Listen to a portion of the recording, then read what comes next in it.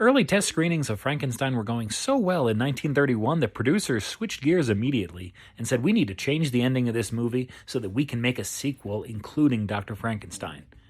I mean, they kind of had to. He got thrown off of that windmill like a sack of potatoes. I mean, he got thrown off of that windmill. I don't know how anyone would have survived. Anyway, I'm Alex from Sandro Says, and I'm here to talk about the first big horror sequel in movie history, Bride of Frankenstein from 1935. Please leave a like and a subscribe on the video if you're new here. Bride of Frankenstein picks up directly where Frankenstein left off. Basically, the monster is dead, as far as people know. The mob is still there at the windmill, and it's crashing in on itself. What happens now? The crazy old man, who unfortunately his daughter was killed, as far as I can tell it's the same person. He looks a little different, but it's 4 years later even though it's the same night. Him and his wife show up to be like, the man needs to see the corpse of the monster to prove it's dead. So he ends up going down and I guess falling into the cave of the windmill where it's kind of like a lake. Anyway, Frankenstein's monster, of course, survived. He's down there. He immediately kills the man. As the monster starts climbing out of the cave, the wife, not knowing what's going on, she reaches to help him out. And of course, Frankenstein's monster just throws her in. It's like she gets launched now. It's like, okay, so 2 kills immediately in this movie. We're starting off pretty intense. And also the movie, you can tell it's got a lighter tone to it almost immediately because of this character who we are introduced to at this point.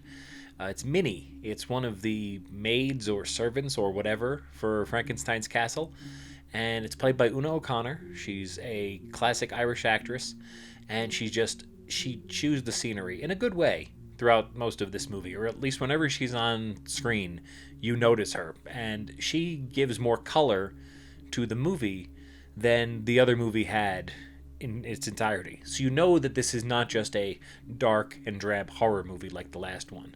As much as that was good, I'm saying that's what separates it, so it's pretty awesome.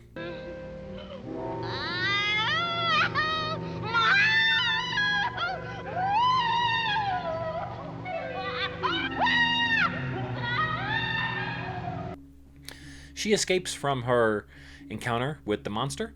The monster goes on to, wander the countryside, I guess.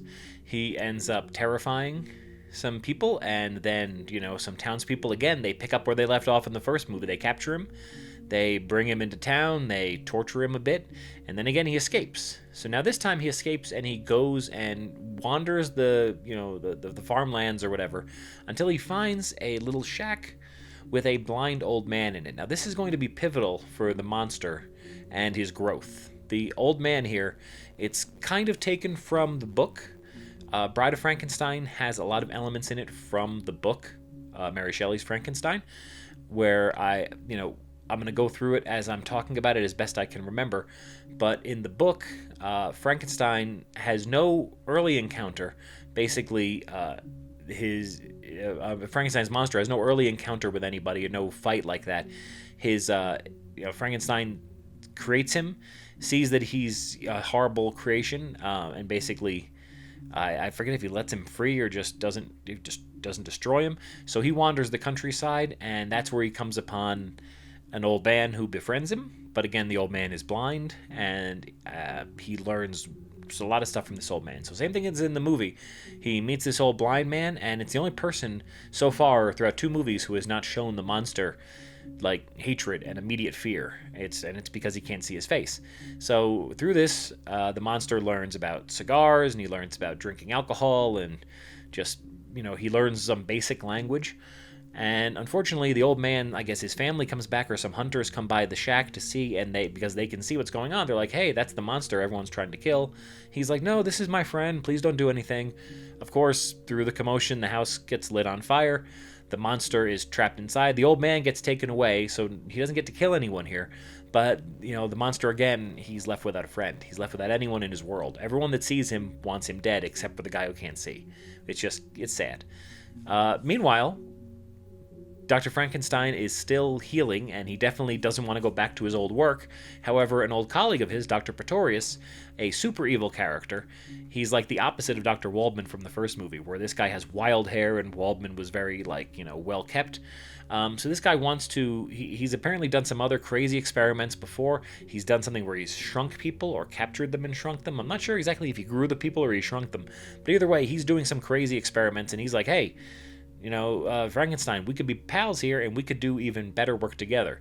Frankenstein he wants nothing to do with this. He's like, no, I'm done with that crazy shit. I'm going to get married. I'm going to have a good time with my life, and that's it. Okay, so Dr. Pretorius is still continuing his work on his own. He's robbing graves. He's in mausoleums taking things. At the same time, the monster wanders down in here because he sees the commotion, I guess. He's sad. I don't know what the story is. And as Dr. Pretorius is alone, the monster comes upon him, and Pretorius is not scared at all. He's like, oh, hello, friend. What's going on here? So he's definitely intrigued by the monster, and he's another person, the first person who can see that's not terrified of him. So that's definitely huge for the monster.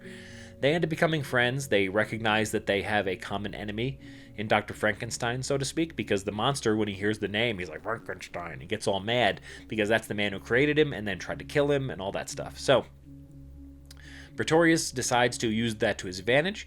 He goes back to Frankenstein and says, do you want to work with me? He said, Dr. Frankenstein says, no, I will not work with you. And then he says, well, how about now? And the monster comes out, and it's like, oh crap, how did you turn him onto your side? How did you teach him how to talk? Now, the truth is, Dr. Pretorius did not teach the monster how to talk. That was the blind old man, but Pretorius claims that's him that did it. So it makes Frankenstein say, wait a minute, wait, you're smarter than me? What's going on here? I believe at the same time, or in light of this, the monster kidnaps Frankenstein's wife. So they basically force him to create a mate, a friend for the monster. That's the monster's goal. He decides he wants a friend. And instead of the friend that was blind, he wants a friend made like him. He wants like someone that's made out of parts, but that's a woman, so he can have a companion. Okay, great. Dr. Frankenstein, he doesn't really want to do this, but he's forced into it. He ends up creating this woman for the monster, and the monster, though he thinks that this woman, just because she's made like him in the same way, in the same vein, she's going to love him, as soon as she sees him, just like everything else, she's terrified of him. And they get in a huge brawl. She, is a brawl for 1935. She's just terrified of him. She's screeching, and I think he even decides, like, no, if even she doesn't like me, then I'm just taking this whole place down. It's very sad, because the monster was not shown to be inherently evil necessarily in this movie, especially when he's with the blind old man. Other people react to him first, and that's what makes him do evil things. So that's, unfortunate, and it shows a different layer of the monster here than we saw in the first movie, where, again, we saw with the little girl in the first movie where he didn't know what he was doing, but it was like, is this an undeveloped brain, or is he inherently evil?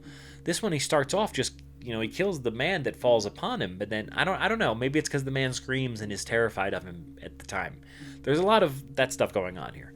I also, as far as the differences from the book, in the book, as I said, the monster goes off on his own early in the book. He learns how to speak fully from listening in to a blind man and this blind man's family. When he befriends the blind man, then the family comes back. They're terrified of the monster. I forget what happens, but the monster, next time he comes back to the hut, they're gone.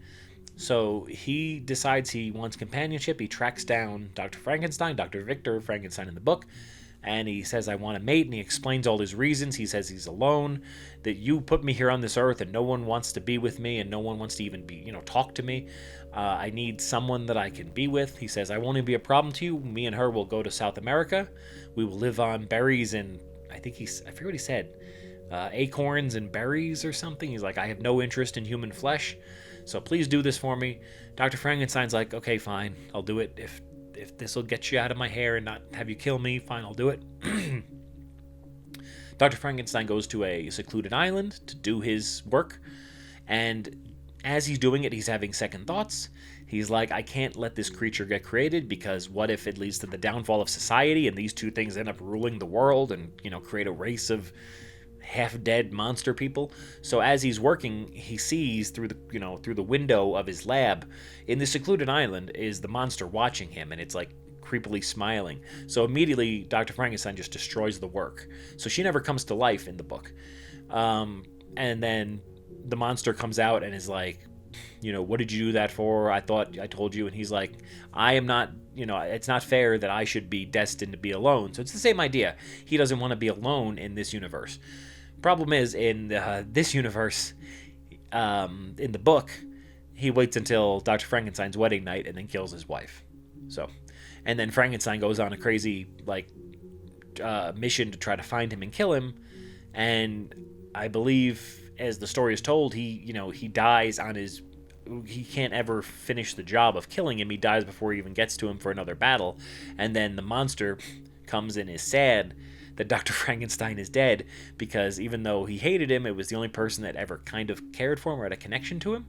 And then the monster ends himself. It's a wild book, and it's really hard to read. It's like I said, it's like old Shakespeare, but it's interesting the changes they made for the movie. The movie was clearly just like, hey, let's take this concept and make something completely different.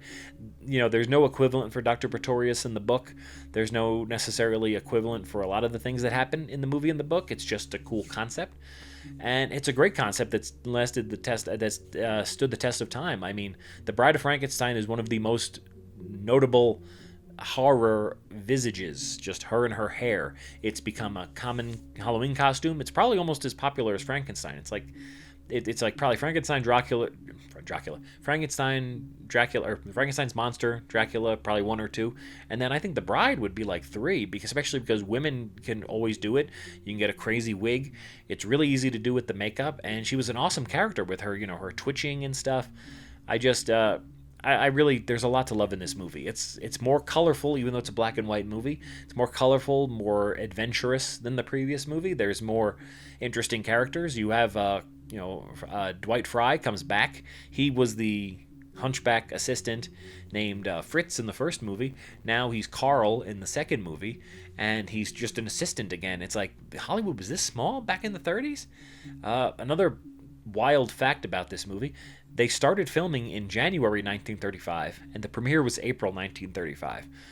For those of you who follow movies at all, even the last 30 years, 40 years, 50 years, as far as I have gone back with movies, it's always been the production was a month and a half, and then post-production. It's January to April is insane. And also at this movie at the beginning, you can see the certification that they have, because now these movies are under code. So they had to be certified by this independent business. So, and I also really liked the beginning that's just the Universal beginning. It's way different from what we saw just 4 years ago in 1931. It shows you the advancements and the increase in budget because of the success of things like Dracula and Frankenstein. So, all right, what say you? Did you like the movie? Have you seen it yet? Are you going to see The Bride and not see Bride of Frankenstein? Because that would be silly. I've heard mixed things about The Bride. I don't know if I'm going to see it in theaters. I'm probably going to wait. I don't really go to theaters too often unless it's something I have to see the first night. It's much easier for me to sit and watch it on streaming at the moment, or rent it, or whatever, unless it's something I care about. And there's a ton of movies I'm going to be going to the theaters for this year. Just The Bride doesn't seem like one of them. So, all right. I will see you next time. This was Alex from Sandro Says. On your way out, please click the like button, and I'll see you next time. Take care.